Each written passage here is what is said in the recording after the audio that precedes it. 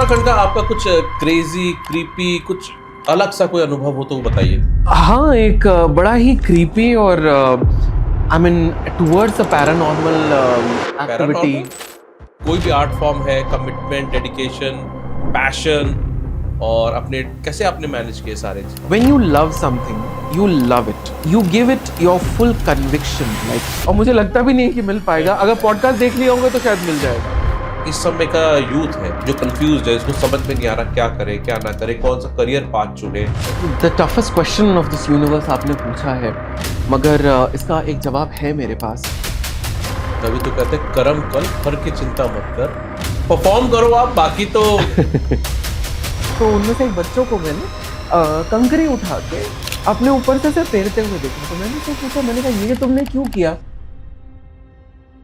एक चीज और है, थोड़ा पर्सनल में जाऊंगा। फुल्ली एक Bharatanatyam art as a dancer जब आए, कितना कमा रहे हैं आप? इट्स अ वेरी फिल्मी dialogue, the show must go on.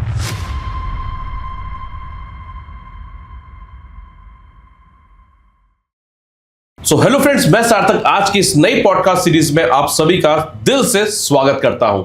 So friends, इस हम पॉडकास्ट सीरीज में कुछ नए क्रिएटिव गेस्ट को लाते रहेंगे। तो इसी क्रम में आज हमारे साथ हैं doctor Himanshu Shrivastava ji. He is a renowned Bharatanatyam dancer and a renowned painter as well. So हम हिमांशु जी से जानते हैं कि उनकी जर्नी कैसे और कहां से शुरू हुई। थैंक यू सो मच सार्थक। एक कलाकार की जर्नी, उसकी अपनी एक खोज होती है, and that is how I would like to define my journey from a very small town of Prayagraj. एक ऐसा शहर जिसमें संस्कृति और कला कूट कूट के भरी हुई है, वहाँ से मेरी जर्नी शुरू हुई। नृत्य की जो जर्नी थी, समथिंग वेरी इंटरेस्टिंग, कि वो पहली बार जो इंस्पिरेशन मुझे मिला वो दूरदर्शन की एक सीरीज से मुझे मिला था। शायद आपको पता हो, और मैं हमारे व्यूअर्स को भी शायद उन्होंने कभी सुना होगा। बजे सरगम आता था, कुछ ऐसा रहता था उसका संगीत, बजे सरगम हर तरफ से गूंजे बनकर देस राग। उस सीरीज में इंटरेस्टिंगली अलग अलग रेनाउंड आर्टिस्ट अपने समय के, उन्होंने अपना योगदान दिया था उसे बनाने के लिए। मुझे आज भी याद है, भरतनाट्यम का जो सेक्शन था उसका मैं इंतजार करता था। उसमें स्वप्न सुंदरी जी थी, और बहुत ही रेनाउंड भरतनाट्यम आर्टिस्ट और डांसर टीचर हैं। उनको जब मैंने पहली बार देखा तो कहीं ना कहीं ये डिसाइड हो गया था कि this is one form which appeals to me. उतने कम एज में, I was very young at that time, और एक अननोन इंस्पिरेशन का जो कहते हैं ना, एक बीज अपने आप वहां पे पड़ गया था। Such is the power and the beauty of the Indian classical dance form, कि आपको कुछ कहना नहीं पड़ता है, करना नहीं पड़ता है। इंस्पिरेशन एक शहर से दूसरे शहर अपने आप ही प्लांट हो गया।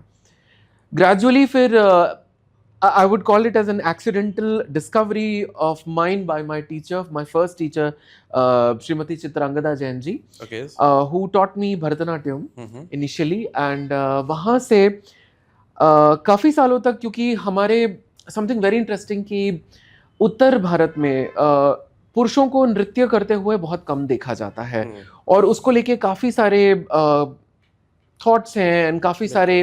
तो समथिंग इंटरेस्टिंग दैट उत्तर भारत में पुरुषों के नृत्य को, स्पेशली शास्त्रीय नृत्य को देख के एक स्टीरियोटाइप बना लिया जाता है कि मैं नहीं। आपसे सवाल पूछने ही वाला था, तो आपने उसका खुद ही आप जवाब दे रहे हैं। इंटरेस्टिंग। सो वही, उस चैलेंज को आपने कैसे ओवरकम किया होगा? वेल, काफ़ी इंटरेस्टिंग था। आज जब मैं आज पलट के देखता हूँ अपनी जर्नी को, तो खुद ही हैरान रहता हूँ कि जो मेरी पहली टीचर थी चित्रांगदा का, उन्होंने कभी भी इस चीज़ पे फोकस नहीं किया कि आपको स्टेज पे जाना है। तो मेरी 5.5 साल की जो उनके अंडर ट्रेनिंग थी स्ट्रेट फॉरवर्ड, उसमें एक भी दिन कभी ऐसा नहीं होता था जब वो क्रिएटिवली ना सिखाएं हमें। एक हफ्ते अगर वो किसी पीस को सिखाती थी, अगले हफ्ते में उसको चेंज कर देती थी। कहती थी इस तरह से ट्राई करो, और उनका एक ही कहना था, मैं तुम्हारी पहली ऑडियंस हूँ, लेट्स एक्सपेरिमेंट टुगेदर। इस चीज़ में और आज के थॉट प्रोसेस में मुझे एक थोड़ा सा फ़र्क लगता है कि अक्सर आजकल बच्चे जो हमारे पास सीखने के लिए आते हैं या कहीं भी सीखने के लिए आते हैं, उनका मोटिव सबसे पहला स्टेज पे जाने का होता है। फॉर्चुनेटली अब मुझे लगता है कि कितना बड़ा वरदान था मेरे लिए. It was a blessing in disguise that she never pushed me towards performing, क्योंकि हमारे शहर में इतने अच्छे से देखा नहीं जाता है आज भी पुरुषों के नृत्य को. तो कहीं ना कहीं वो stereotype, specially classical form. Absolutely absolutely, कहीं ना कहीं उन्होंने मुझे उस चीज से सेव कर लिया. But gradually as I move forward and I went into my college in Lucknow, मैंने ऑफ कोर्स सभी जानते हैं कि कॉलेजेस में I was doing my bachelors in engineering IT. सभी जानते हैं कि कॉलेजेस में फेस्टिवल्स होते रहते हैं और उसमें इंटर कॉलेज फेस्टिवल्स होते हैं. That was the time when I came out of my shell कि स्टेज भी कुछ होता है. Come again. You have said कि you have done your means undergrad from from Lucknow. Lucknow. Yes. Okay. सो वहाँ पे जब हमारा कॉलेज की तरफ से अलग अलग फेस्टिवल्स में हम लोग जाते थे, मुझे आज भी याद है मैंने पहला जो परफॉर्मेंस किया था भरतनाट्यम का, वो मेरा था अंतराग्नि में, which was IIT Kanpur. Okay. सो उसमें IIT कानपुर. आईआईटी कानपुर में मैंने मेरे कॉलेज को रिप्रेजेंट किया था. That was my first dance and I remember coming second. Oh. That kind of gave me such a good impact that yes, number one, my dance is existing at that very young age. How else would you know? Number two, it is being appreciated by a certain set of audience. Number three, the beauty was second award मिलना एक छोटा सा खोखला space छोड़ गया था कि first भी जीत सकते हैं. बिल्कुल. अभी So, अपॉर्चुनिटी है. yes. मतलब एक पायदान ऊपर जा Yes, सकते एक पायदान ऊपर जा सकते. It left me with a very competitive feeling. Great. So that was something where my journey was on fire from there. वहाँ से उठ के फिर जब ग्रेजुअली ऐसे परफॉर्म करते करते मैंने दोबारा by the time Chitrangada ma'am was no more, मैंने धीरे धीरे फिर एक नए गुरु की शुरुआत की. और HCL टेक्नोलॉजीज में जब मेरा जॉब लगा as an engineer, I happen to be in Delhi and I came parallelly under the tutelage of two very great guru Sarthak. One who have not only nurtured me, जिन्होंने ना कि मुझे ढाला है बल्कि उन्होंने पूरा जिसको कहते हैं परिवेश को बदला है, मेरे दृष्टिकोण को बदला है. उनमें से पहला नाम है गुरु doctor Saroja Vaidyanathan. Okay. Guru Saroja Vaidyanathan. Yes, Guru Saroja Vaidyanathan, Padma Bhushan awardee, very renowned guru and very humble teacher she was. She is in heaven and watching from above. Must be proud of you. I really hope, I really hope. Yeah, definitely. Sir. And मेरे दूसरे गुरु श्रीमती गुरु कमलिनी नागराजन दत्त, जिन्होंने खुद देवदासी संप्रदाय से सीखा था. उनके जो गुरु थे वो गुरु सिक्कल रामस्वामी पिल्लई, अपने समय के तंजौर के बहुत बड़े नटुनार हुआ करते थे जो नृत्य की प्रशिक्षण देते थे. थोड़ा सा ऑडियंस के लिए कुछ ज्यादा हो जाएगा. ये देवदासी परंपरा क्या है उसके बारे में थोड़ा सा बताइए. जी बिल्कुल बिल्कुल, अच्छा क्वेश्चन आपने किया. भरतनाट्यम नृत्य शैली जो हुई थी, वस्तुतः मंदिरों में इसका भरण पोषण हुआ था, वहीं इसका हर प्रकार से पालन हुआ था. Okay. तो मंदिरों में देवदासियां जो थीं वो अलग अलग प्रकार से सेवाएं करती थी. वो सेवा एकांत सेवा भी होती थी, वो सेवा लोगों के सामने भी सेवाएं होती थी और उनके सामने भी नृत्य प्रस्तुति होती थी. अच्छा, सेवाएं क्या हो? जैसे कि जैसे भरतनाट्यम में सुबह सुबह जिस तरह से भगवान को उठाना है, फिर उसके बाद का कौन सा नृत्य होगा. सो पूरे दिन में एक दक्षिण भारत के मंदिर में जहाँ देवदासियाँ डेडिकेटेड होती थी, उनका एक पूरा शेड्यूल होता था कि सुबह क्या होगा, दिन में क्या होगा, रात में क्या होगा.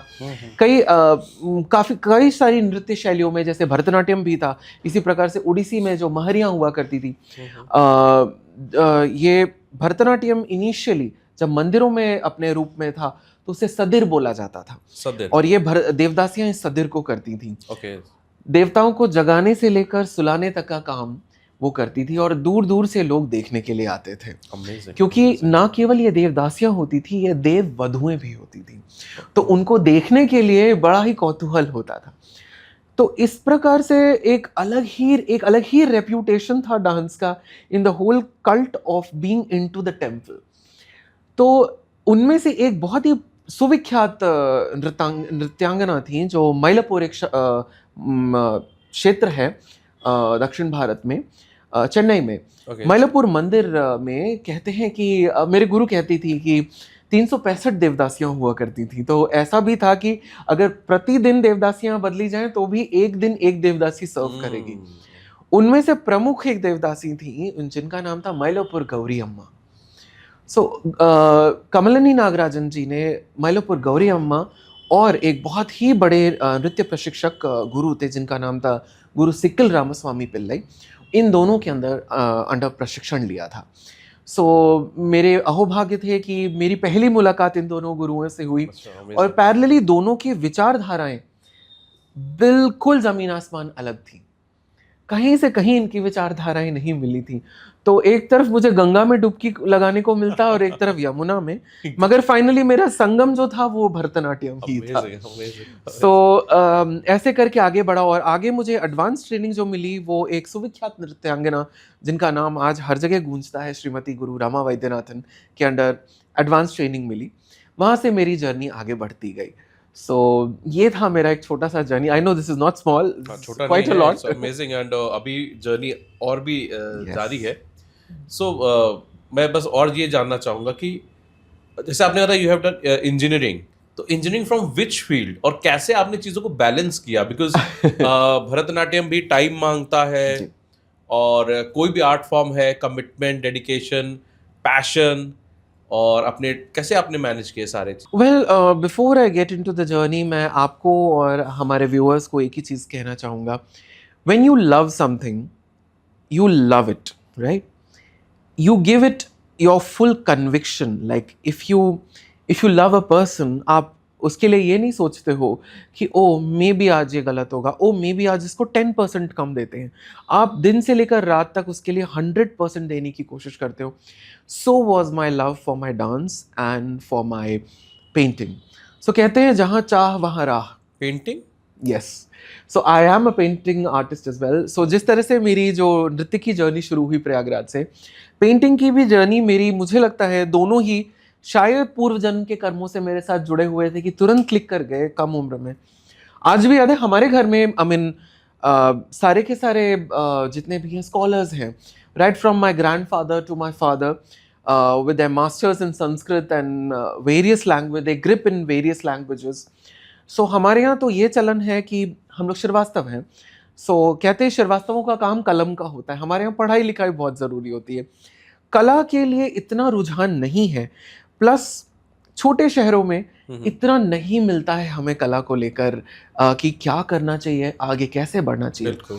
तो ऐसे में my family was very much into studying of any sort, but was a little conservative when it came to art कि आगे भविष्य कैसा होगा। I won't call them wrong. कोई भी पेरेंट अपने बच्चे को किसी भी खाली रास्ते में नहीं भेज देगा कि जाओ अपने से ढूंढो। So they were very protective about it. But कहते हैं ना कि जो पूर्व जन्म से जुड़ा आपके साथ आता है वो कभी ना कभी सामने आ ही जाता है। आज भी आप मेरे घर में जाएंगे तो आपको पुराने जो बेड्स वगैरह हैं उनके नीचे जो बेड होते हैं उसके ऊपर एक प्लाई बोर्ड लगा होता है ना। हाँ। तो मैं अक्सर बेड के नीचे घुस के पेंसिल कलर से लेके प्लाई बोर्ड पे स्केच करता था। ये अमेजिंग जगह ढूंढी आपने। मतलब लेट के, क्योंकि हमारे यहाँ पढ़ाई पे ज्यादा फोकस था। अच्छा। और मैं 15-20 मिनट से ऊपर स्केच कर नहीं सकता था, तो इन द मीन टाइम जब मैं खाली मिलता था तो मैं बेड के नीचे सरक जाता था। आउट ऑफ क्यूरियोसिटी, अंधेरा होता होगा तो अंधेरे में कैसे करते थे? सर इतनी सफिशिएंट लाइट थी, इतनी, I mean by God's grace there was ample light, there was a lot of room and everything, so I could nicely do it. आज भी जब मैं उन काम को देखता हूँ तो मुझे लगता है मैं क्या कर रहा था भगवान। बट ये जैसे एंशिएंट केव वर्क होता होगा तो आपको जाके कभी लगता होगा यार मैंने यहाँ भी चित्रकारी की थी, अभी वो सेफ है। मैं आज भी जाता हूँ तो मुझे लगता है ये किस आदिम काल में मैंने बनाया था। तो ऐसे करके मेरी जर्नी आगे बढ़ी। डैड हमारे पिताजी मेरे बहुत स्ट्रिक्ट हैं, आज भी वो बहुत स्ट्रिक्ट है। हाँ, वही फैमिली पे आने वाला था। मुझे ये भी बताइए कि आपने मुझे ये भी बताया था कि संस्कृत के प्रति बड़ा हमारे यहाँ, जैसा मैंने कहा, पढ़ाई को लेकर बहुत ज़्यादा, आज भी, अभी आई थिंक 1 महीना पहले अभी जब मैं घर पे था मेरे, तो पिताजी ऐसे चेहरे पे हाथ रख के बैठे थे एंड अचानक से उन्होंने कहा कि अब तो तुम ट्रैवल करते ही हो, काम भी सब अच्छा कर रहे हो, हमारा बस एक सपना था कि पढ़ाई घर में हमेशा होती रहे, वो तो शायद छूट गई। मैंने कहा आपको ऐसा क्यों लगता है कि पढ़ाई छूट गई? नहीं, हम तो सब कलम के पुजारी हैं। So I can see what he wants to say, because he otherwise is a very progressive father.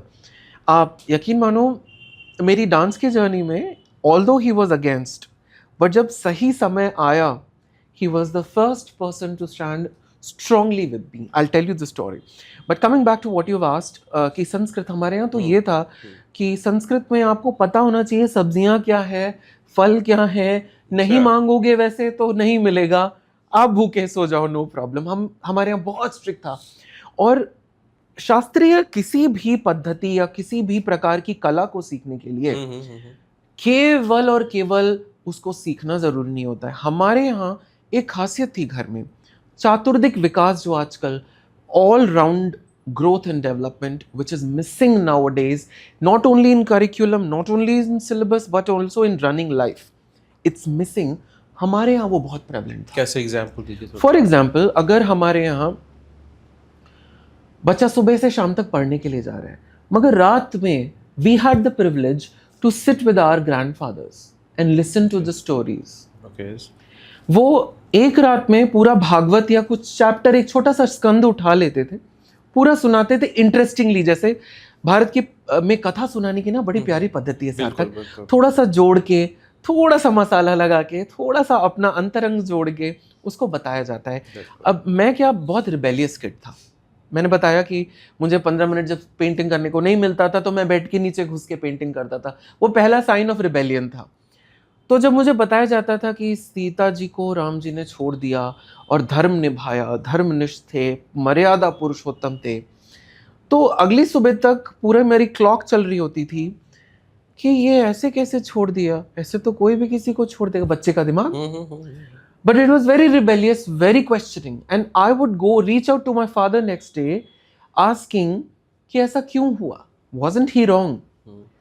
My father would decode in a social perspective, in a political foreground, and also in an economic foreground. उन्होंने मुझे ये 3 lens gift किए कि जब कभी भी आप किसी कथा को सुनने के बाद, एब्जॉर्ब करने के बाद, इन 3 लेंसों को लगा के देखें, आपको उसका निचोड़ ऐसे मिल जाएगा कि कहना क्या चाह रहे हैं. प्लीज बताइए उसको, elaborate. सोशल, कि श्री रामचंद्र जी मर्यादा पुरुषोत्तम की जगह क्यों रखा गया, क्योंकि उनका जो रघुकुल था वो क्लैन इतना फेमस था कि वो उन रीतियों को कहीं से कहीं तक नहीं छोड़ना चाहते थे. वरना जो उनकी जनता थी, जो उनका शासन था, वो कहीं ना कहीं उनके सामने एक आदर्श पुरुष कैसे निकल के आता. उसके लिए ना केवल मर्यादा पुरुषोत्तम राम ने, बल्कि सीता जी ने भी सैक्रिफाइस किया. It was a mutual sacrifice given for the benefit of the kingdom. So you were telling about your father कि उन्होंने आपको अलग अलग एंगल से चीज़ों को देखना सिखाया, तो थोड़ा उसके बारे में आप बताइए. श्योर. सो सार्थक, जैसे बच्चों को कहानियाँ बताई जाती हैं, कथाएं बताई जाती हैं. सो हम लोग को भी जब I had the privilege of sitting with my grandfather, तो जब वो कथाएं सुनाते थे, कहानियाँ बताते थे, तो अगले दिन कौतूहल होता था. फॉर एग्जाम्पल, जब उन्होंने पहली बार मेरे को स्टोरी बताई कि रामायण में ऐसा ऐसा हुआ था, कि एक ऐसा भी पॉइंट था कि श्री राम जी को सीता जी को छोड़ना पड़ा था, and etcetera etcetera. Being a rebel from childhood, my mind would always be filled with questions, and it went ramming in my head. और अगले दिन मैंने पिताजी से पूछा कि ये तो गलत है, ऐसे तो नहीं छोड़ना चाहिए, और इस तरह से तो कोई भी किसी को भी छोड़ देगा. Then my father at that very young age, उन्होंने ना मुझे 3 लेंस दिए किसी भी कथा को देखने के लिए. सामाजिक, आर्थिक और राजनीतिक. Social, economic and political. When you see the story or the katha through these 3 lenses ना, आपको एक बड़ा solution दिखाई देता है कि कोई चीज़ क्यों हुई, कैसे हुई. वैसे भी आजकल के टाइम में reference to context reading जा चुकी है. So this is the lens that I actually use each time. तो उन्होंने ये समझाया जैसे श्री राम जी के लिए कि it was a great not only धार्मिक movement or something related to his dharma, but he also wanted to establish that dharma very well for the coming generation. It was a mutual decision taken by a king and a queen, which we cannot question. So it was for a purpose. So ऐसे ही करके बहुत ही rare चीज़ें मुझे संस्कृत में मिलती गईं. कहीं ना कहीं इन्हीं चीज़ों ने मुझे तैयार किया मेंटली भरतनाट्यम के लिए, क्योंकि जिस नृत्य की मैं बात कर रहा हूँ, मैंने आपको बताया उसका जन्म मंदिरों में हुआ. मंदिरों में छोटी से छोटी पूजा से अर्चना से लेकर किसी भी भोग तक संस्कृत के पाठ किए जाते हैं वगैरह वगैरह। तो वो संस्कृत का जितना भी अंडरस्टैंडिंग था वो पहले से ही मुझे मेरे घर से मिला हुआ था। So it became a little bit of an easy walk for me. अच्छा, अभी हम जैसे उस कॉन्टेक्स्ट में थे कि social then economical, how was economical, and then अगर हम उसी एपिसोड की बात करें, कैन यू? तो मेरे पिताजी का ये कहना था कि या तो ये तीनों लेंसेज लग सकते हैं एक साथ, या तो इनमें से कोई दो लगेगा, या मे भी एक ही लग सकता है, डिपेंडिंग अपॉन द सिचुएशन। सो हमें जो कथाएं दी गई हैं वो कहा भी गया है बड़ी खूबसूरती से, हरि अनंत हरि कथा अनंता, कहाँ ही सुनहि बहुविध सब संता, that the stories are infinite, the god is infinite. हम सुनते अपने मनस्थिति की वजह से हैं, और हम बताते दूसरों को अपनी मनस्थिति से हैं, और वो रिसीव अपनी मनस्थिति के साथ। बिल्कुल। ये आजकल की जनरेशन में ऐसा, ये जो आपने कहा, इसी हिसाब से होता है कि अपने एक या किसी का व्यू पॉइंट देखा, सुना और अपने ही अज्यूम कर लिया। उन्होंने ये नहीं सोचा कि उस काल खंड में या उस समय क्या situation, correct, reference to context reading, yes, क्या रहे होंगे। Right. Okay, so let's come back to your painting वाला चैलेंजेस। उसके बारे में थोड़ा सा आप और बताइए। So, as I said, from my journey under the bed, gradually it grew as a passion. Daily मैंने शुरू किया पेंट करना, स्केच करना। ऑफ कोर्स क्योंकि मेरा major motive of paintings and the subject of paintings were mostly related to gods, mostly related to themes very religious. So gradually मैं experiment करता गया, क्योंकि so this was initially, in the initial phases it was a very self-taught process.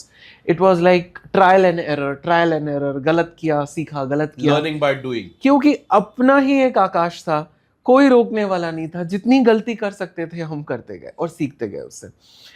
From wooden board to different kind of paper to different kind of medium जो भी available होता था।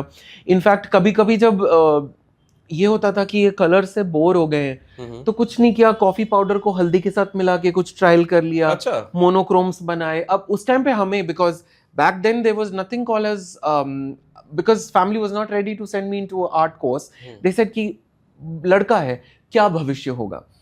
सो ऐसी स्थिति में मुझे भविष्य आर्ट को एज अ करियर लेके कोई चिंता नहीं थी।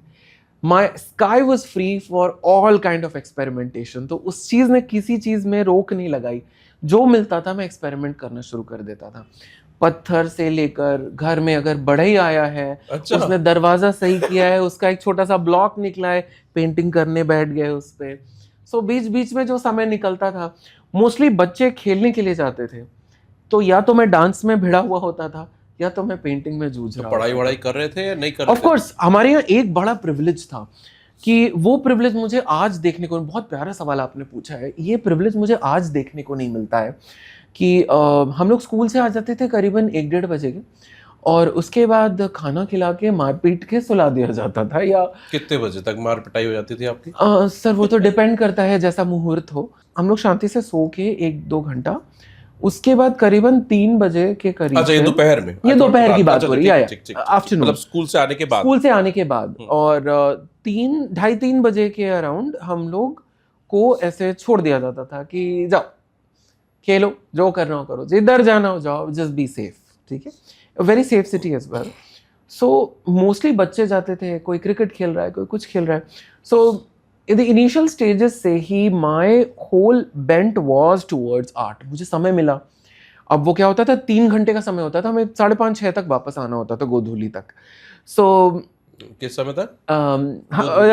This is something which you know हम लोग अपने समय से बोलते हैं, गोधूली बेला, जब कहते हैं कि सूरज ढल भी रहा हो बट रोशनी हो और आपको सूरज आकाश में ना दिख रहा हो, तो कहते हैं एक बहुत ही अच्छा सा एक धूमिल सा नारंगी रंग पूरे आकाश में छाया होता है। आप सोच रहे होंगे कि ये इतने सारे मेटाफर्स क्यों ले रहे हैं, मैं पेंटिंग आर्टिस्ट हूँ, मुझे कलर ही दिखाई देते हैं हर जगह।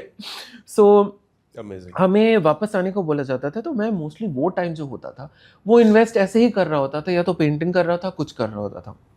उसके बाद से 6 एंड ऑनवर्ड्स हम 8:30-9 तक पढ़ते थे, खाना खाया, कुछ टेलीविजन का इतना ज़्यादा चलन नहीं था हमारे यहाँ। टेलीविजन कुछ हो पाया, मैं ये कहूँगा maybe I would say, but उसमें भी बीच बीच में जरा सा उस 3 घंटे में वो बजे सरगम अगर आता था तो चैनल खोल के देख लिया, उसका टाइम सेट होता था। और हमारे समय में इतना ज़्यादा, I won't call it distraction, see it's technology, but हमारे समय में इतने चैनल्स नहीं थे, कुछ भी ऐसा नहीं था। I would be only glued to either Cartoon Network और नेशनल जियोग्राफिक और दूरदर्शन। इसके बियॉन्ड मैं सोच नहीं पाता था, और कुछ था भी नहीं उस टाइम पे, तो इतना डिस्ट्रैक्शन नहीं था। बिल्कुल, वो कई बार मल्टीपल चॉइस जब हो जाता है ना, एब्सोल्युटली, उससे हमारा जो अटेंशन स्पैन था सर, वो भी बहुत अच्छे से रिटेन था।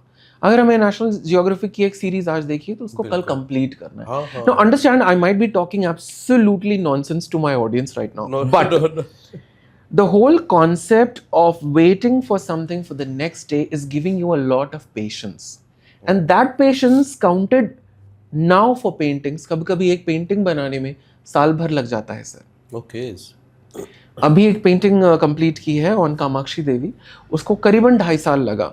आई mean, thanks to my, it was a commission work, thanks to my client जिन्होंने इतना पेशेंस रखा।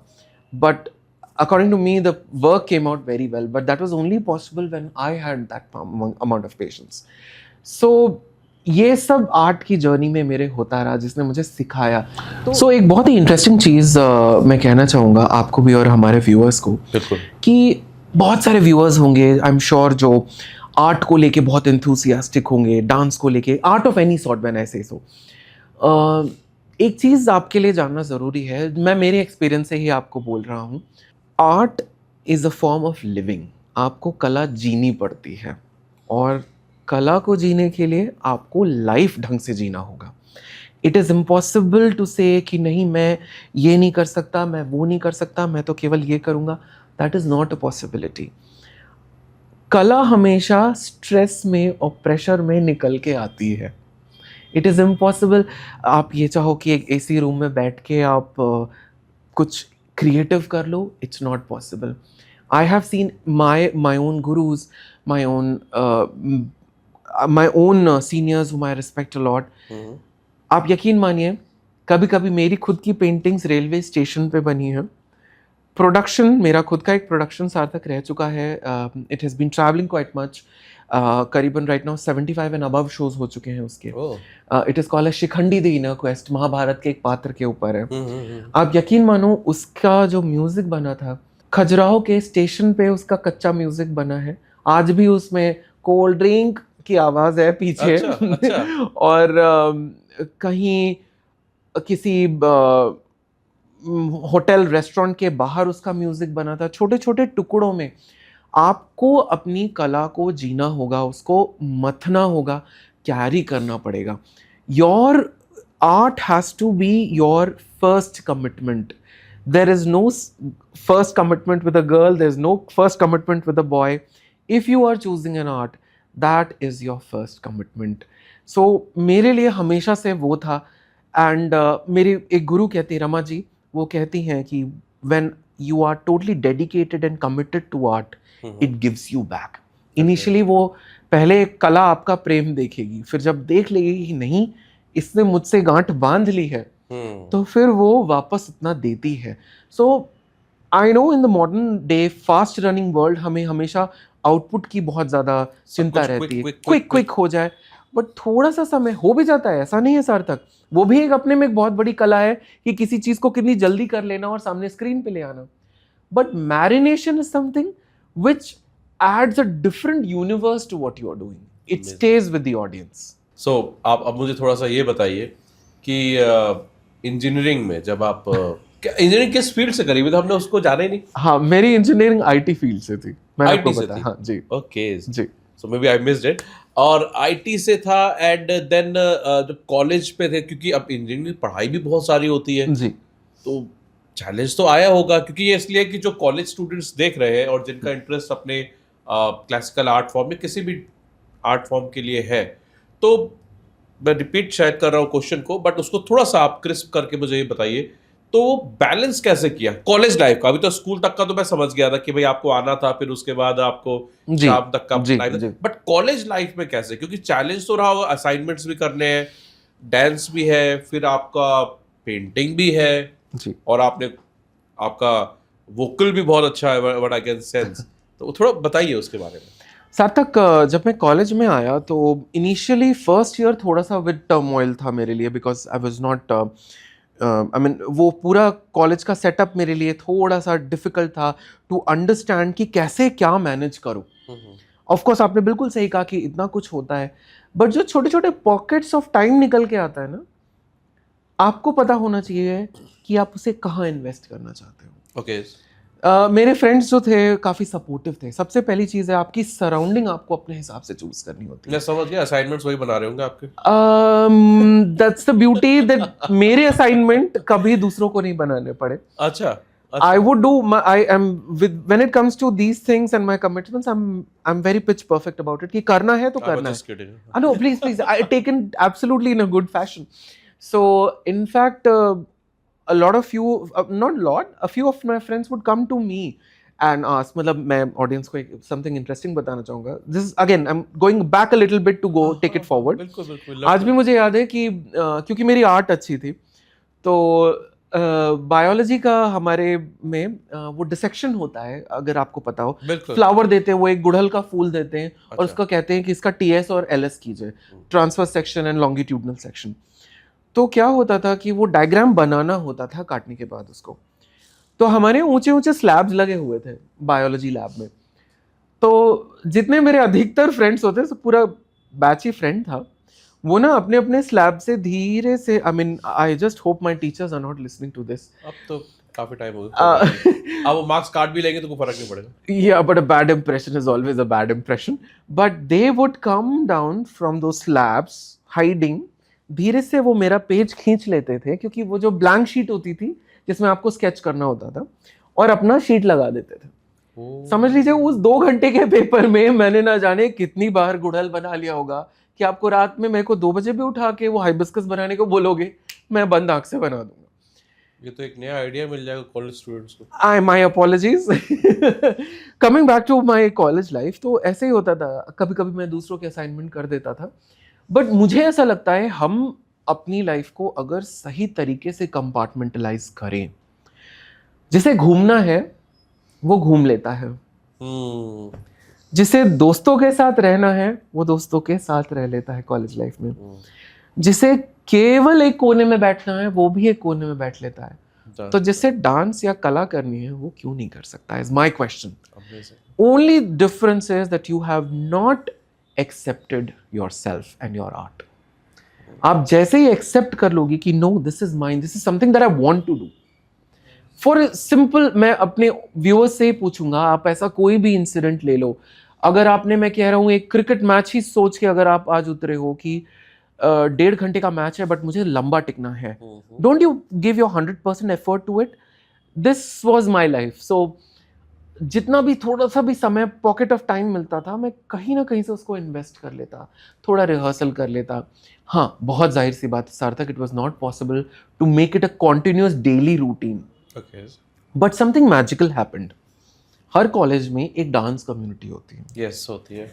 Now that came as not only as a surprise in the second year, but a blessing again in disguise कि मुझे, I mean I know this will be heard by my teachers, all my dear teachers, हमारे HOD थे VK Singh sir, तो उनको पता था कि ये टोटली कला की तरफ इसका बेंट है, and he knew how many classes I had bunked to do that, but at the same time bunk करने के बावजूद भी I would make sure that I cover up so that next day मैं एकदम blank ना बैठा हूँ कि चल क्या रहा है यहाँ पे। तो आई वुड से my teachers were equally supportive, because they, not because I was doing something out of the box, because they saw my performance, they saw my commitment.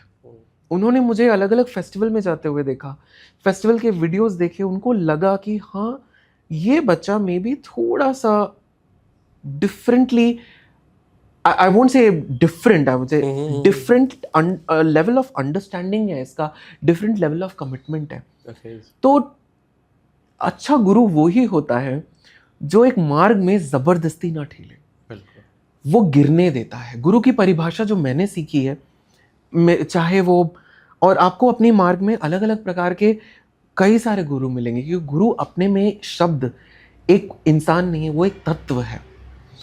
सो मुझे मेरे मार्ग में जितने भी ऐसे आचार्य और गुरु मिले हैं, कहीं ना कहीं उनकी अंडरस्टैंडिंग से मैं जो भी कर पाया हूँ आज तक वो कर पाया हूँ, क्योंकि मेरा कमिटमेंट मैं कितना भी दिखा लूँ, जब तक मेरे आचार्यों मेरे गुरुओं का उस कमिटमेंट की तरफ अंडरस्टैंडिंग नहीं होगा, कुछ नहीं हो सकता है। सो वो समय कहीं ना कहीं निकलता भी था, कहीं ना कहीं मैं निकालता भी था। It's a two way handshake. So मैं ये भी चाहूँगा कि आप थोड़ा ये बताइए कि आपने कौन कौन से मेजर प्लेटफॉर्म्स पे परफॉर्म किया है, और अंबानीज का भी जिक्र हो रहा था हमारा ऑफ द रिकॉर्ड, तो थोड़ा Yes. उस पर भी बताइए, वो बहुत इंटरेस्टिंग रहेगा। श्योर। मैं मेजर परफॉर्मेंस में मेरे कुछ काफ़ी इंटरेस्टिंग हैं, जिनमें कुछ ऐसे वर्क्स निकल के हैं। मेरा पहला, I mean for me it was a very revolutionary work. मैंने आपको बताया था कि किस तरह से पिताजी ने बड़ा सपोर्ट किया।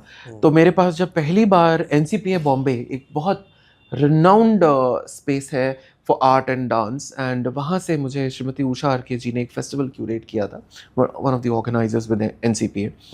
तो मुझे मेरे गुरु से पता लगा पहली दफ़े कि शिखंडी पे मुझे एनसीपीए में करना है। पहली बार जब मैंने सुना तो मैंने तो मना कर दिया मनी मन कि ये तो नहीं हो पाएगा, कैसे होगा, कुछ मेंशन भी नहीं है शास्त्रों में, ज़्यादा एक लाइन लिखी हुई है महाभारत में और कुछ भी नहीं है। मैंने घर पे बाय चांस एक्सीडेंटली मैंने घर पे फ़ोन किया, मैंने पापा को बोला, और यूजुअली मैं ये सब बातें उस टाइम पे नहीं करता था पिताजी से। मैंने कहा पापा एक प्रोजेक्ट आया है शिखंडी के ऊपर है, समझ में नहीं आ रहा है, हो नहीं पाएगा, मैं ना मन नहीं कर रहा, मैं नहीं कर पाऊंगा, छोड़ देता हूँ। तुरंत रिप्लाई आया, बिल्कुल नहीं छोड़ना है, यही सही समय है। क्या बात। And the word that he used was very interesting. Sanskrit में ही जवाब देते हैं वो, ऐसे कभी कभी बहुत ही बंधा हुआ जवाब देते हैं। उत्तिष्ठ जागृत वरान्य बोधयात, मींस उठो जागो, अपने लक्ष्य को प्राप्त करो। Through that production he wanted to say कि लुक आउट, जो नहीं है उसे ढूंढो, उठो जागो, डू द रिसर्च। ठीक है, वरान्य बोधयात, what do you want to say through this, find your voice. So I mean ये थोड़ा हमारी फैमिली में प्रॉब्लम था, संस्कृत के शब्द देके छोड़ देते हैं और अब हाथ हटा लेते हैं कि तुम समझो। It came out to be a very revolutionary work with a very different thought process and a voice. ये मेरा बहुत ही important एक turning point in my career So था। it was a stage performance? It was a stage performance in the experimental theatre करके NCPA Bombay में। Okay. उसके बाद काफ़ी सारे performances इंडिया अब्रॉड रहे। शिखंडी भी ट्रैवल किया है, शिखंडी कोलंबो भी ट्रैवल किया है, अच्छा। और भी एक दो जगह अब्रॉड ट्रैवल किया है। ऑल ओवर इंडिया उसके शोज भी हुए हैं, काफ़ी आगे भी होने वाले हैं। तो कितनी कंट्रीज में आपने वैसे परफॉर्म किया? I have performed at around about 11 to 12 countries and more. I still don't have a full count of it. I've traveled much. In fact, अभी December Jan में मेरा एक और travel है abroad. The next production that I did, which is very recent, is in a very famous, जिसकी आप पूछ रहे थे, Nita Mukesh Ambani Center. It's a very newly established cultural hub where it is inviting all creative artists to do something very interesting. And with that I presented, मैंने एक बहुत ही interesting production लेके आया जिसका नाम था दी अबैंडन्ड गोपी। आजकल हम सोशल मीडिया पे गोपी गोपी वृंदावन इतना कुछ देख रहे हैं, बट क्या वास्तविकता में वो गोपी तत्व है? उस गोपी तत्व की जो समझ है वो एक अननोन स्टोरीज उठाने का मुझे बहुत शौक है। सो गोपेश्वर महादेव की स्टोरी के थ्रू उस गोपी तत्व को डीलिनेट करके नृत्य के फॉर्म में मैं अपने ऑडियंस के लिए लेके आया। And that is also travelling, it is now happening to happen in Poona, so and Rishikesh as well. So ये ऐसे हैं, ऐसे बहुत सारे प्लेटफॉर्म्स हैं जिनका मुझे इस वक्त शायद नाम भी ना याद हो। ये दो मेजर थे, एंड आगे और भी होंगे जैसी भवानी इच्छा। बिल्कुल बिल्कुल। और ये भी है कि आप स्पीक मैके से भी जुड़े हैं, और इस बार भी आप स्पीक मैके जो कुमाऊं चैप्टर है उसमें आप अलग अलग लोकेशंस पे परफॉर्म कर रहे हैं, तो वो कैसा एक्सपीरियंस है और कैसे ऑडियंस के आगे आपको करना पड़ता है, क्या चैलेंजेस आते हैं, उसको आप थोड़ा सा बताइए। Uttarakhand has always been very favored and a favorite place of mine. I have always had very good memories with it. So जब पहली बार अशोक जी का कॉल आया मुझे कि आपको उत्तराखंड चैप्टर करना है, so I was like चलो पहाड़ों पे चलते हैं, मज़ा आएगा। But yes, for the first time जब मैंने पहली बार किया था, which was around about 6-7 years back, or even more I suppose, it was very challenging. Remote location, beautiful locations, but ऐसी लोकेशन। तो do you know the district, किस district में गया था सर? मेरा पहला डिस्ट्रिक्ट था, if I am not wrong, it was Ramnagar. Okay, Ramnagar से। रामनगर ओके, से शुरू नैनीताल डिस्ट्रिक्ट में ही। हाँ जी जी, Okay. उधर से ही शुरू किया था। एंड ऐसे ऐसे स्कूल थे जिन्होंने कभी शास्त्रीय का शायद श भी ना सुना हो। There is a amazing part with Speak Mackey, कि जिसमें मैं अपने ऑडियंस को बताना चाहूँगा कि स्पीक मैके में हम लोग एज अ वॉलेंटियर जुड़े हुए हैं, एंड आर्टिस्ट जो आते हैं they perform, specially Indian classical art forms हैं। तो अलग अलग जो रिमोट स्कूल्स हैं, जो WDs हमारा एक कॉन्सेप्ट है, वर्कशॉप डिमॉन्स्ट्रेशन, तो जो भी गवर्नमेंट स्कूल्स हैं, so personally I got the privilege कि हम उसका पूरा लॉजिस्टिक सपोर्ट है, कहाँ स्टे करना है आर्टिस्ट का, ये सब हम लोग देखते हैं और आर्टिस्ट परफॉर्म करते हैं। You won't believe, remotest part, अगर कोई उत्तराखंड को जानता है और बागेश्वर अगर नाम सुना है, तो वहाँ शामा एक जगह है, वहाँ पे भी भैराड़ी है, कपकोट है, कांडा है, ये सब बहुत रिमोट लोकेशंस है। वहाँ पे भी वहाँ के बच्चों को भारतीय कला संस्कृति, भारतीय शास्त्रीय नृत्य को अनुभव करने का बहुत अच्छा मौका मिलता है। और hats off to such artist जो इतना ट्रेवल करते हैं, because it's not easy, travelling बहुत रहता बहुत है। difficult आई होता कैन है। इमेजिन, बिकॉज मैं भी आर्टिस्ट के साथ पहले ट्रेवल करता था, तो मुझे पता है कि ग्राउंड पे चैलेंजेस क्या होते हैं। कई बार Absolutely. अकोमोडेशन बहुत एवरेज होता है, बिलो एवरेज होता है, और कई बार स्कूल्स में बहुत सारे टीचर्स वगैरह, Teachers, प्रिंसिपल्स experience वगैरह, होते हैं। उनका भी अनुभव होता है, प्लस वो लोग भी उतना सीरियसली नहीं लेते, लेकिन आफ्टर द परफॉर्मेंस उनका भी रिस्पेक्ट अपनी कला संस्कृति को देखने का और बढ़ भी जाता है। एब्सोल्युटली। टू ऐड, जो आपने इतना खूबसूरती से कहा है, स्पीक मैकी का ये इनिशिएटिव बहुत ही पावरफुल इनिशिएटिव है, and this has been for very very long years. But अभी भी कोशिश जारी है कि कैसे हम उन स्कूलों तक पहुंच सकें, उन बच्चों तक पहुंच सकें बिल्कुल। जिन्होंने कभी भी शास्त्रीय नृत्य या संगीत या कुछ भी ऐसा नहीं देखा है। सार्थक, मेरे एक्सपीरियंस में, मेरे लिए तो स्टार्टिंग में ही पहली वर्कशॉप में बहुत बड़ा चैलेंज था कि मैं ये कैसे समझाऊं कि पुरुष भी नृत्य करते हैं शास्त्रीय। तो ये थोड़ा चैलेंज, इसको और थोड़ा इलैबोरेट करिए कि जैसे एक टैबू सा है कि चाहे आपका भरतनाट्यम है, ओडिसी है, और भी जो आर्ट फॉर्म्स हैं, डांस फॉर्म्स है क्लासिकल, मोस्टली ये सोचा जाता है कि ये गर्ल्स के लिए है, फेमिनिन है। तो इसका थोड़ा सा आप थोड़ा इन शॉर्ट अगर आप हमें बता सके तो। देखिए, ऐसा नहीं है। नृत्य, पहली चीज, हम शास्त्रीय पे बाद में आते हैं, नृत्य किसी भी प्रकार का जेंडर ओरिएंटेड नहीं होता है। यस, वो जैसा शरीर होता है वैसा ढल जाता है। नृत्य पानी की तरह होता है और आपको बस पात्र बनना पड़ता है उसको कंटेन करने के लिए। So saying so, unfortunately, what I personally feel is, over the long years of Videshi Shasan, or over the long years of Videshi Shasan and misunderstanding amongst the people, एक बड़ा ही नेगेटिव इम्पैक्ट आ गया। मैं छोटा सा उदाहरण आपको देता हूँ। बिल्कुल। आज भी उत्तर भारत में एक शब्द यूज होता है, नाच। हिंदी का शब्द है, कहीं कोई बुराई नहीं है। अलग अलग पोएट्स ने, अलग अलग कवियों कवित्रियों ने लिखा है, मीराबाई तक ने लिखा है, नाचत गिरधर गोपाल, नाच के आए गिरधर। तो कैसे आज के समय के परिवेश में हमारे लिए एक नेगेटिव शब्द है कि हम बोलते हैं, हाँ क्या कर रहा है, नाच रहा होगा कहीं पे। कहीं ना कहीं Sarthak, this is, I would call it as mental conditioning, कि हमें बार बार किसी ने ये बताया कि ये गलत है, ये गलत है, ये नहीं होना चाहिए। हमारे कल्चर को तोड़ा गया और वो हमने अच्छे से उस टूटे हुए हिस्से को प्रिजर्व कर लिया और आगे बढ़ा दिया कि उसी हिंदी के शब्द को आज इतना तवज्जो नहीं दिया जाता है। वहीं नृत्य बोला जाता है तो बहुत उठा के बोला जाता है, ऐसा कैसे? So I think it is to do with a lot of how we have been perceiving it over the years, but forget of all of this, now is the time then we have to reclaim the history and the grandeur of our art form, because ये directly हमारे culture को represent करता है।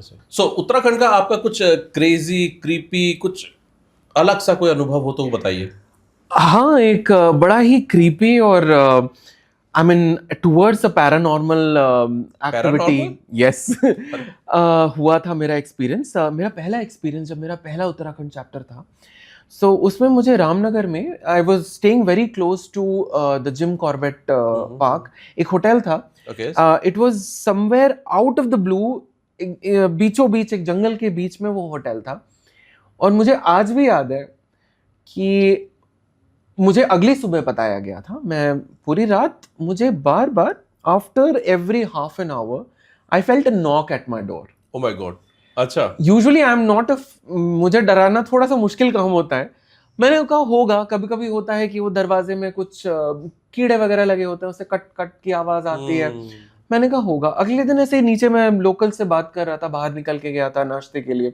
उन्होंने कहा कि नहीं ये भैया रात में यहाँ पे मत निकलना, और यहाँ पे कुछ देखने को भी मिलता है कभी कभी, तो आप बाहर. एनिमल? नॉट एनिमल, दे हाँ. से कि किसी प्रकार की छाया देखने को मिलती है. तो मैं थोड़ा हैरान परेशान था कि प्रीवियस नाइट तो मैं फोन लेके नीचे बात करने के लिए गया था. सो एक ये एक्सपीरियंस था. दूसरा अभी परसों का ही मेरा एक्सपीरियंस था. मैं यहाँ पे एक अमृतपुर करके हाँ. एक जगह है जहाँ पे आप, थोड़ा सा स्लोप है और आप नीचे जाइए. इट्स अ वेकेंट स्पॉट जहाँ पे अक्सर लोग नहाने वगैरह के लिए आते हैं. और मेरी पानी की तरफ बहुत एफिनिटी है, पानी दिखते ही कहीं भी होगा मैं कूद जाता हूँ. ओके. सो मेरे साथ दो वॉलंटियर्स थे, तो उन्होंने कहा कि सर चलते हैं एक बार देखते हैं. और उस वक्त तो जोश जोश में उन्होंने कुछ नहीं बोला. तो जब हम लोग नीचे गए, जब नहा वहा लिए, तो बार बार बच्चे कह रहे सर यहाँ पे बहुत शोर नहीं मचाते. तो मैंने कहा हो सकता है, because it is a serine place and everything. जब मैं बाहर निकला तो उनमें से एक बच्चों को मैंने कंकरी उठा के अपने ऊपर से फेरते हुए देखा. तो मैंने उससे पूछा, मैंने कहा ये तुमने क्यों किया? तो दे सेड नहीं सर, छल पकड़ लेता है यहाँ पे. अच्छा. सो मैंने कहा ये क्या होता है? So then they later told me that this was a haunted area where we were taking a bath. मैंने कहा out of everything you had to get me to a haunted place to take a bath. And the worst was, उन्होंने, I mean I really don't know कितनी सच्चाई है, मगर दे said कि नहीं sir, अगर पकड़ लेता है तो आपको सर्दी जुकाम हो जाता है, फीवर होता है और आपको थोड़ा सा ऑड लगता है. सो मैं पूरी रात, the very same night, the whole night I was observing myself. मुझे फीवर तो नहीं है, मुझे जुकाम तो नहीं है. And it was really a very creepy experience for me. Okay. चलिए. एंड जैसे आप स्कूल्स में भी जाते हैं या तो वहाँ पे आपको कोई ऐसा एक्सपीरियंस हुआ हो, मींस प्रिंसिपल्स का या टीचर्स का, कैसा आपके प्रति उनका रिएक्शन रहता? फिलहाल स्कूलों में कोई हॉन्टेड एक्सपीरियंस तो नहीं हुआ अभी तक. मगर हाँ, स्कूलों में कभी कभी हम थोड़ा सा एक, क्योंकि कल्चरल अवेयरनेस नहीं होता है, तो कभी कभी कुछ टीचर्स, कुछ प्रिंसिपल्स की तरफ से एक थोड़ा सा निष्ठुर बिहेवियर देखते हैं, थोड़ा सा इरैशनल रैश बिहेवियर. जैसे स्पेशली जब एक मेल भरतनाट्यम डांसर एंटर करता है तो screening him from head to toe कि ये क्या करने के लिए आए हैं. See I have a lot of experience, so मुझे कोई फर्क नहीं पड़ता है. मैं मेरे काम से आई कैन प्रूव. बस मुझे चिंता होती है कि मेरे पीछे जो आर्टिस्ट आएंगे उनको कैसा लगेगा, उनके लिए वो कितना हार्मफुल होगा, उनके लिए कितना यूजफुल होगा. कभी कभी उसकी चिंता होती है, because that is not something that we should inculcate. तभी तो कहते हैं कर्म कल, फल की चिंता मत कर. तो परफॉर्म करो आप, बाकी तो जी ऊपर वाले को समर्पित है. बिल्कुल इसी चीज को एक मोटो लेके हम लोग स्कूल में जाते हैं कि कैसे अपने बच्चों को भी कुछ नहीं पता होता है, टीचर्स को भी कुछ नहीं पता होता है, तो हम एक पूरा कल्चर का हिस्सा लेके जाते हैं. और थैंकफुली अभी मेरे एक्सपीरियंस में तो यही रहा है कि मैं जिस भी स्कूल से बाहर निकला हूँ, देव ऑलवेज, सार्थक जी आपको तो पता ही, आपके पास सारी रिपोर्टिंग आती है, सब ने आज तक यही कहा है कि सर हमने पहले कभी नहीं देखा था, दोबारा कब आओगे. क्या बात है. सो ये मेरे लिए बहुत बड़ा एक अकम्प्लिशिंग फैक्टर है. बहुत अच्छा है जी, कि मैं जो करना चाहता था वो कर लिया, और मेरे पीछे अब जो भी आर्टिस्ट आएगा उसको एक सम्मान की दृष्टि से देखा जाएगा, उसे एक कलाकार के निहित सम्मान के साथ देखा जाएगा. और कई बार ऐसा भी होता है जब बहुत सारे स्टूडेंट्स बैठे हैं, जो गांव के बच्चे हैं, बच्चियां हैं, ये जब ऐसे आर्ट फॉर्म देखते तो उनको भी लगता है कि यार इसमें भी हम कुछ कर सकते हैं. और ये भी कहा जाता है जैसे कि कला जो होती है वो आपको अपनी तरफ अट्रैक्ट करती है. आई हैव फेल्ट दिस कि बहुत सारे स्टूडेंट्स ये कहते हैं कि सर हमें भी सीखना है, कैसे सीख सकते हैं, क्या हो सकता है? तो एटलीस्ट जो हमारा एक फर्स्ट स्टेप है ना, कहते हैं अवेयरनेस, करेक्ट, है ना, जागृति जब हो रही है, अवेयरनेस हो रही है, एक क्यूरोसिटी उसके अंदर उत्पन्न हुई है, अब वो धीरे धीरे अपने पाथ की तरफ जा सकता है। तो मैं ये कहता हूँ भाई आप उनका इंस्टाग्राम पेज फॉलो करो, उनसे रिलेटेड जो है आप उन तक पहुंचो, आपको गुरु तक पहुंचना पड़ेगा। और धीरे slowly and steadily what happens कि ये बच्चे जब कल को कॉलेज लाइफ में जाएंगे और उनको सिटी में कहीं अपॉर्चुनिटी मिलेगी, राइट गुरु मिलेगा, तो भी धीरे धीरे सीख सकते हैं। और मैं आपसे एक और इम्पोर्टेंट, लगभग हम इस पॉडकास्ट के एंड पे जा रहे हैं, तो एक चीज़ और ही पूछूंगा कि जो इस समय का यूथ है जो कंफ्यूज्ड है, इसको समझ में नहीं आ रहा क्या करे क्या ना करे, कौन सा करियर पाथ चुने, क्या हम क्लासिकल आर्ट फॉर्म की तरफ जाएं या ना जाएं, उनके लिए क्या सजेशन रहेगा और कैसे अपने इस इतने सारे प्लेटर्स ऑफ करियर्स में अपने मतलब का कैसे चुना जाए? The toughest question of this universe आपने पूछा है, मगर इसका एक जवाब है मेरे पास। पहली चीज़ है, सबसे पहला स्टेप है, ये आइडेंटिफाई कीजिए कि आप किस चीज़ से सबसे ज़्यादा कनेक्ट कर रहे हैं। आजकल जो मैंने नोटिस किया है कि हम किसी भी चीज़ के पीछे भाग रहे हैं कि शायद ये हमारा इंटरेस्ट है, शायद ये हमारा इंटरेस्ट है। रुको, समय दो, समझो और तो आगे बढ़ो। So the first thing is to identify, ये पहचानो कि आप करना क्या चाहते हो, नंबर 1। और एक बार पथ या रास्ता चूज कर लिया, उससे हटना नहीं है। पेशेंटली टिके रहो, अच्छे बुरे समय में उस रास्ते में साथ में खड़े रहो। आपने कला चूज किया है, कुछ भी चूज किया है, दे विल बी चैलेंजेस। हर प्रकार की प्रॉब्लम्स आएंगी, समस्या आएंगी। क्या हमें नहीं आई? क्या हमसे पीछे जो हमारे सीनियर्स हैं उन्हें नहीं आई? सबको आती है। Stand with it, it will give you experience and that is what you need to become something. And one thing वो, आपको किस मोमेंट पे लगा कि मैं इंजीनियरिंग की जॉब या इंजीनियरिंग का पाथ छोड़ के एक फुल टाइम डांसर बन सकता हूँ या बनना है मुझे? ये कैसे गट? वेरी इंपॉर्टेंट क्वेश्चन, क्योंकि ये डिसीजन बिल्कुल भी लाइटली नहीं लिया जा सकता था। सबसे पहले as a person and specially in the modern day society, as a boy, आज भी है हमारे यहाँ लड़कों को देखा जाता है कि they are the bread winner of the family. वो ही कमाते हैं, वो ही लेके आते हैं। ऐसी परिस्थिति में, ऐसे सेटअप में सबसे पहले मुझे ये देखना था कि क्या मेरा डांस मुझे सपोर्ट करेगा। मैं ऐसा क्या करूं जिससे मैं अपने डांस को सपोर्ट कर सकूं, या डांस मुझे also it can give me back at the same time. साथ ही साथ पेंटिंग भी था। तो सबसे पहले जो मैंने काम किया वो था, मेरी डिग्रीज मैंने अर्न की। Something very important is to keep your first step solid on the ground by taking the necessary degrees that you need. उससे नंबर 1 आपको एक्सपीरियंस मिलेगा, नंबर 2 आपकी क्लैरिटी बढ़ेगी कि आप फिनेंशियली अपने करियर को आगे कैसे स्ट्रेंथन कर सकते हो, राइट? आप ये नहीं कह सकते कि ओ merely by saying कि oh it is my love. If it is your love, you will get anything and everything to it, right? फिर जब मैंने इंजीनियरिंग में in a well paid job, by the way, जब मैंने ये देखा कि अब मैं स्विच करने की स्थिति में हूँ, अब मैं अपना दोनों पाँव, तो इनिशियली काफ़ी सालों तक तो एक पाँव इधर एक पाँव इधर करके चला, बट जब मैंने रियलाइज किया कि नहीं, अब मैं एक नाव में टोटली स्विच कर सकता हूँ, वो स्टेबल रहेगी फिनेंशियली, वो स्टेबल रहेगी सोशली, हर प्रकार से, तो मैंने तब जाके स्विच किया। तो कुछ डिसीजन कभी कभी सोच के लेने पड़ते हैं, सही समय पे लेने पड़ते हैं। Again, patience is the key, and definitely कला के लिए मैं यही कहूँगा, आपका शरीर सबसे बड़ा माध्यम है।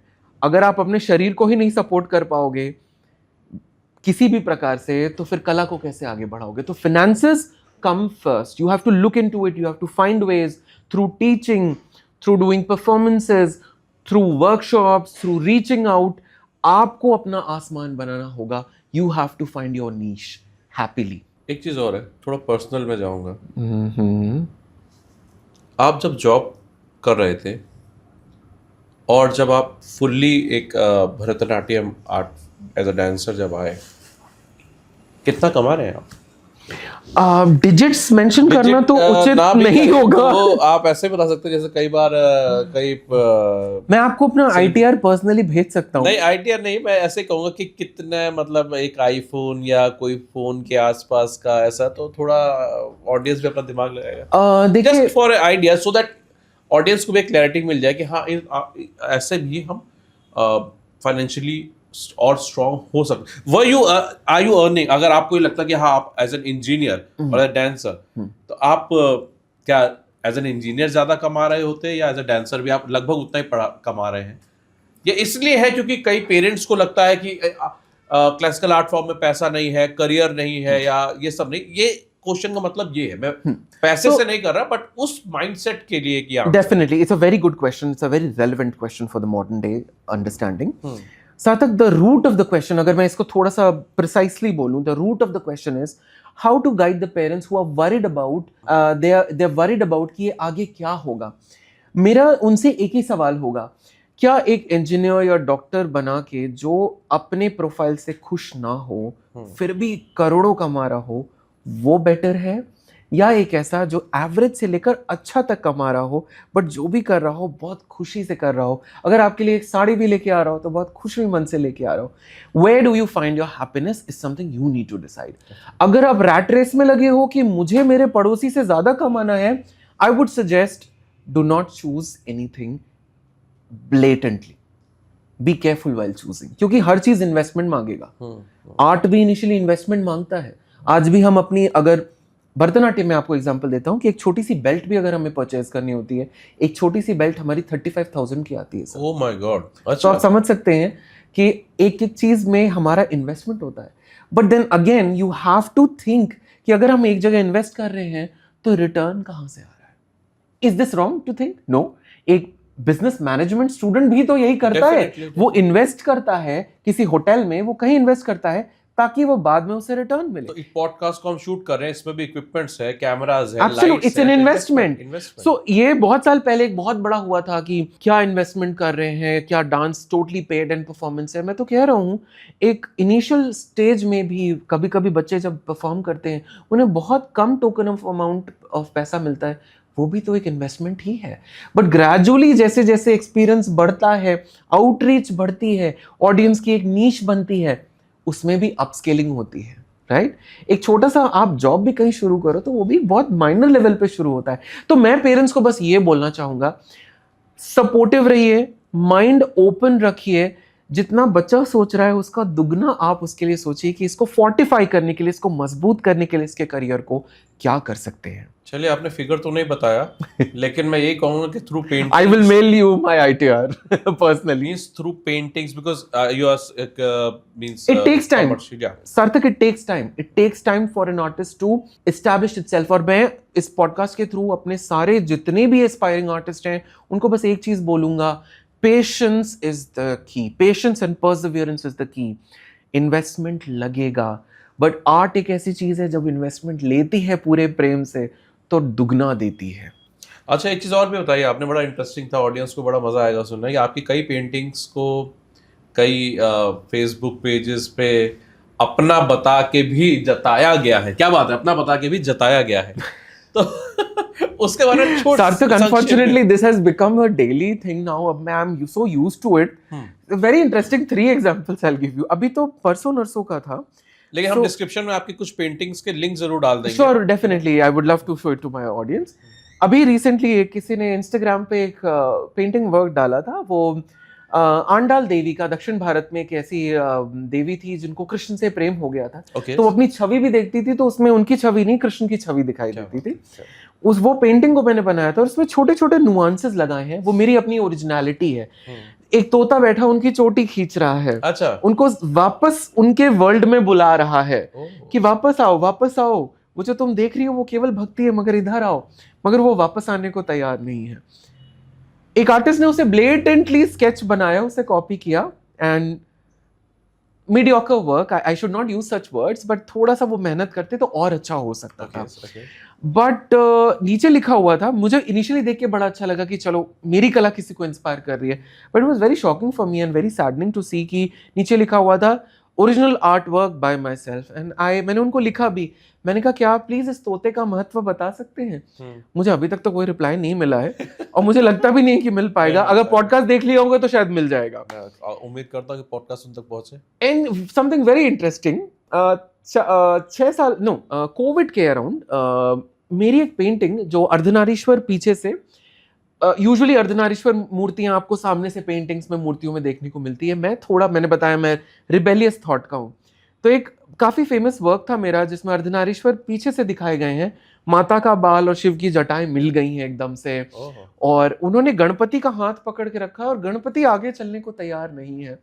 तो ये मैंने खुद के एक्सपीरियंस, एक माता पिता किस प्रकार से बच्चे को आगे बढ़ाते हैं, और बच्चा क्या कर रहा है, अपने चूहे की पूंछ पकड़ के खींच रहा है कि मैं तो इधर ही रहूंगा। अब lot of thought process has gone into that original work. अब ये एआई नहीं कर पाएगा, मे बी कर पाएगा, इंटेंशन नहीं ला पाएगा, इंटेंशन नहीं ला पाएगा, उस क्रिएटिविटी को नहीं, एग्जैक्टली वहां तक नहीं पहुंच पाएगा। एग्जैक्टली। सो मेरे पास एक व्हाट्सएप पे एक मैसेज आता है सेइंग, शिवरात्रि का दिन था, मुझे आज भी याद है, इस फोटो को अगले 15 सेकंड में अगले 15 सेकंड में 20 लोगों को शेयर करें, आपके घर तुरंत लक्ष्मी आएगी। सर मैं पूरे दिन बैठा रहा, एक नया सिक्का नहीं आया, और वो पेंटिंग आज भी मेरे ड्रॉअर में रखी हुई है।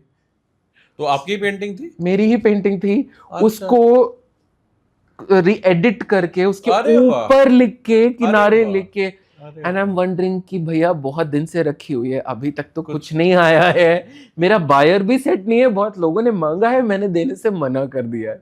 सो this is the way in which social media can really come out in bad terms with fans. Third and the last, एक काफी अच्छा आर्टिस्ट है वो, I always admire the work, the way he's very young, जिस तरह से वो करते हैं। उनकी एक प्रॉब्लम थी, वो अक्सर कॉपी कर करके इधर उधर से लेके डालते रहते। तो एक दिन उन्होंने कुछ अजीब किया, मुझे लिखना पड़ गया। उन्होंने मेरी वर्क का फेसबुक से प्रिंट निकाला, उन्होंने ये भी नहीं सोचा कि वाटरमार्क लगा हुआ है मेरे नाम का। अच्छा। उसको रखा, उसके ऊपर 2-3 ब्रशेस रखे, थोड़ा कलर रखा, इधर उधर कलर फैलाए टू मेक थोड़ा माहौल out of that place. Photo ली और उस फोटो पे एक लंबा चौड़ा डिस्क्रिप्शन, लंबा चौड़ा, और मुझे आज भी याद है वो महालक्ष्मी की एक दंत कथा चलती है कि किस प्रकार से महालक्ष्मी के पास कोई संतान नहीं थी, तो वो पार्वती के पास गई, तो पार्वती ने उनसे कहा कि ठीक है तुम गणपति को गोद ले लो। तो उन्होंने कहा ठीक है, बट पार्वती ने कहा देखो बहन लक्ष्मी, तुम तो हमेशा चलती रहती हो, तुम स्थिर होती नहीं हो, तो मेरा बच्चा तो भूखा रह जाएगा। तो उन्होंने वादा किया कि जब जब गणपति जहाँ जहाँ जाएंगे मैं पीछे पीछे फॉलो करूंगी। इसीलिए वो एक किंवदंती हो गई कि दिवाली के दिन गणेश और लक्ष्मी की एक साथ पूजा करते हैं, कि गणेश की पूजा करें तो लक्ष्मी अपने आप फॉलो करेगी। उस थॉट प्रोसेस को रखते हुए वो पेंटिंग बनाया था, और इतना तामझाम करके उसकी फोटो लेके उन्होंने उसको डाल दिया, saying something something something original painting work by XYZ। मैं नाम नहीं लेना चाहूंगा किसी का। It was very saddening for me कि कम से कम वाटरमार्क तो हटा लेते। अच्छा, वाटरमार्क भी लगा हुआ है? वाटरमार्क भी लगा हुआ है। मैंने कहा क्या देखने वाले क्या सोचे, हाइट्स ऑफ, कहते हैं वो ना, नकल के लिए भी अकल, नकल के लिए भी अकल चाहिए होती है। सो ऐसे तो एक्सपीरियंसेस रहे हैं। तो मैं तो इतना ही कहूंगा, सोशल मीडिया के जितने प्रॉज हैं बड़े भी कॉन्स हैं। कॉन्स तो है ही है, सारा तो डिस्ट्रैक्शन हुआ पड़ा है। नहीं तो आपका ब्लेसिंग यही था कि उस समय चैनल्स में ऑप्शंस कम थे, इंस्टा नहीं था, व्हाट्सएप नहीं था, और आप अपनी कला को ज्यादा समय दे पाए। बिल्कुल। और उसका परिणाम स्वरूप यही रहा कि आप अपने करियर में एक्सेल कर रहे हैं और आगे बढ़ रहे हैं। God's grace. कोई ऐसा इंसिडेंट भी बता दीजिए ऑडियंस को जिसमें आपको लगा कि यार आप कहीं एक किसी ऐसी सिचुएशन में फंस गए जिसमें नहीं फंसना चाहिए था। सो सार्थक का एक बड़ा इंटरेस्टिंग एक्सपीरियंस है कला का। आर्टिस्ट की स्ट्रगल के साथ ना, हम लोग कहते हैं ना हिंदी में, चोली दामन का साथ होता है। okay. सिखाती है वो, आपको पक्का बनाती है, आपको मजबूत करती है, टेस्ट करती है कला। गुरुओं के तो बहुत एक्सपीरियंस रहे, अगर मैं बात करना शुरू करूं तो बंद नहीं होगा। मेरा एक बड़ा ही इंटरेस्टिंग एक्सपीरियंस था मेरी गुरु के साथ, कमलिनी जी। पहली बार वो मुझे, दक्षिण भारत में शिवरात्रि फेस्टिवल होता है, तो अलग अलग मंदिरों में नृत्य होते हैं उस वक्त। पूरी पूरी रात 3:30 बजे तक नृत्य चलता है, 4 बजे तक भोर तक चलता है। तो उन्होंने मुझे उस टूर में पूरी तरह से लेके गई, और पहली बार मुझे लाइव ऑर्केस्ट्रा, हमारे जो मंडली बैठती है उसके सामने ऐसे फेंक दिया कि अब तुम करो, देखते हैं क्या कर सकते हो। सिखाया सब कुछ, आप करिए। इतना सब देने के पीछे एक शर्त थी। 6 आइटम थे, 12 परफॉर्मेंसेस होने थे। शर्त ये थी, उनके ही शब्द रिपीट कर रहा हूँ, गुरु वाक्य, बेटा अगर मैंने कोई भी एक आइटम एग्जैक्टली पिछले परफॉर्मेंस जैसा देख लिया तो मैं वहीं पे आपको स्टेज से उतार दूंगी। अब वहाँ चैलेंज ये था कि कोरियोग्राफी तो आपने इतनी ही सीखी है, म्यूजिक भी इतना है, करोगे क्या? तो कभी कभी गुरु ना आपको कला के ऐसे कड़ाहे में फेंक देते हैं जहाँ से अपने आप ही जल के, आप जलते नहीं हो, आप निखर के आते हो। उस एक एक्सपीरियंस ने मुझे बहुत सिखाया कि ऑन स्टेज मनोधर्म हम जिसे बोलते हैं कला में, कि अपनी बुद्धि लगाओ, कहाँ क्या हो सकता है, कैसे इम्प्रोवाइज करना है, कैसे क्या कर सकते हो। उस आधे घंटे या 1 घंटे के परफॉर्मेंस में हम एक पूरा जीवन जी लेते हैं, और वो मैंने उनसे सीखा। तो ये एक बहुत बड़ा लर्निंग एक्सपीरियंस था हमारे लिए। कला का दर्द से भी एक बहुत बड़ा नाता होता है। एक बार की बात है कि हम डांस करते वक्त घुंघरू टूटते हैं अक्सर, स्पेशली जो डोरे वाले होते हैं। Okay. वो टूट गए, स्टेज पे पड़ा था और वो घुस गया था पैर में। Oh my God. अब प्रॉब्लम ये है कि मैं जिस ऑडियंस के सामने था वो काफ़ी बड़ी संख्या में थी। वहाँ से हटने का अगले 45 मिनट तक कोई चांस नहीं था। और मैं मेरा प्रोडक्शन शिखंडी ही कर रहा था, स्टार्टिंग में ही वो मुझे चुभ गया। अब पूरे टाइम मैं शिखंडी के शरीर में हूँ, मगर वो दर्द जो है वो मुझे बार बार मेरे शरीर में वापस ला रहा है कि इसका क्या करना है। हर सेकंड में वो पूछ रहा है, इसको निकालूं ना निकालूं, इसको निकालूं ना निकालूं, 1 मिनट के लिए रुक जाओ। बट हमारे पिताजी कहते हैं, इट्स अ वेरी फिल्मी dialogue, the show must go on. So वो पूरा प्रोग्राम उस घुंघरू के साथ किया, बाद में फिर उसे निकाला गया और लंबा चौड़ा रेस्ट लिया गया। So this is one of my, I would happily say this is one of my best experience, जिसने मुझे सिखाया कि दर्द केवल और केवल दिमाग की एक अंडरस्टैंडिंग है। सो डॉक्टर हिमांशु श्रीवास्तव जी, अपनी पूरी जर्नी को आप अगर 1 मिनट में कैसे समझा सकते हैं या बता सकते हैं हमारे ऑडियंस को? इतनी बड़ी जर्नी को 1 मिनट में कंपाइल करना तो थोड़ा मुश्किल होगा, बट कुछ ही शब्दों में मैं इसे एक साथ रखना चाहूँगा। चलती आई है, चल रही है और आगे और भी चलेगी। क्या बात है, क्या बात है। It's a journey of learning, it's a journey of sacrifice, and it is a journey of being complete. आपने ये भी कहा था कि कला बहुत कुछ, कला के देवता सब कुछ मांग लेते हैं और फिर धीरे धीरे देना शुरू करते हैं। कहते हैं कि एक शब्द बड़ा था कि अच्छा, हाँ, बड़ा अच्छा आपने प्रसंग उठाया है। तो ये पूरे चीज़ को कंक्लूड करते हुए, एक बार ऐसे ही मैंने अपने गुरु से पूछा था कि अम्मा इतना इन्वेस्टमेंट है, कैसे होगा? कोई भी बच्चा होता पूछता। तो उन्होंने मुस्कुरा के मेरे को जवाब दिया, बड़ा ही फिल्मी डायलॉग दिया, बेटा हमारे डांस के गुरु, वो मुझे बेटू बुलाती थी, बेटू डांस के जो भगवान हैं वो तो नटराज जी हैं, नटराज जी के पास तो कपड़े भी नहीं हैं, तो वो तुम्हें क्या दे सकते हैं? तुमको अपने प्रेम से उन्हें देना पड़ेगा, और जैसे जैसे वो तुम्हारा कमिटमेंट देखेंगे वो तुम्हें और भी देते जाएंगे और तुम्हारे उस प्रेम को मजबूत करते जाएंगे। तो उस चीज़ को मैंने आज तक पकड़ के रखा हुआ है। So that is how I would like to compile it. एक लास्ट मैसेज यूथ के लिए और जो भी डांसर्स अपने क्लासिकल आर्ट फॉर्म में अपना करियर बनाना चाह रहे हैं उनके लिए, हालांकि बहुत कुछ है, बट इन क्रिस्प और 1 or 2 लाइन्स अगर आप कुछ कहना, इन फ्यू वर्ड्स अगर मैं आपको कहना चाहूँगा, जिन लोगों ने कला, नृत्य, पेंटिंग को चूज़ किया है, टिके रहो, अड़े रहो, डटे रहो, अपने स्थान को मत छोड़ो, और वो जो प्रेम तुम्हें तुम्हारे डांस से है, जो तुम्हारी कला से है, उसको कहीं भी एक पल कम मत होने दो।